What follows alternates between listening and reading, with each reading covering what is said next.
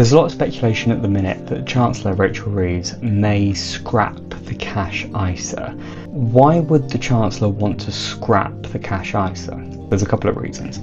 The cash ISA allows you to earn cash in a savings account tax-free.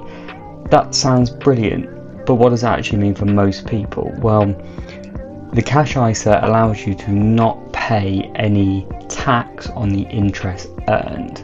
Some stats have said that around 40 million people have cash ISAs. That's a load of people.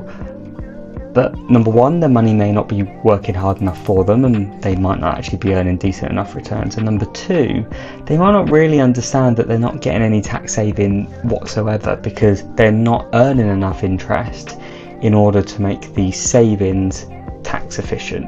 So let me run through the numbers very quickly. In a cash ISA, you would save the tax on the interest earned. You don't pay tax on your whole savings, but you can be taxed in a savings account on the interest earned. So let's say you have £1,000 in a savings account, you would only pay tax on the interest you would be earned, but it's not quite as straightforward as that. In a cash ISA, if you're a basic rate taxpayer, that's a 20% taxpayer, let's say you earned £100 of interest, in a regular savings account you would then be due a £20 tax bill. That's your 20% allowance, and obviously if you go up, it's 40% for 40% taxpayers and 45% for the highest rate taxpayer.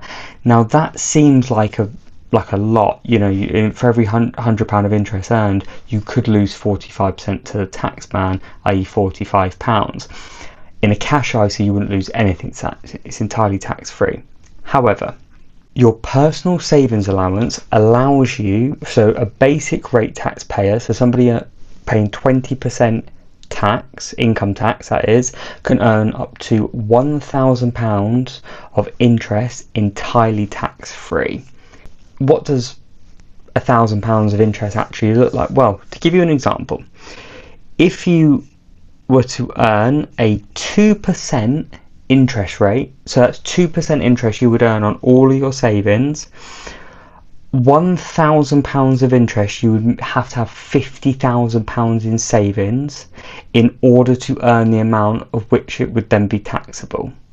Now obviously the more you earn, the lower tax threshold you're allowed. So for example, if you're a higher rate taxpayer, so you'll pay 40% tax, 40% income tax, you only have £500 of tax-free interest that you can earn before you start paying tax on it. So the more you earn, the more efficient a tax ISA is for you from a tax perspective. So my kind of beef with the cash ISA is I don't think there's enough education around savings rates, the tax you pay on savings, and all of the other stuff that happens in terms of, you know, paying tax, keeping money, and then investing money.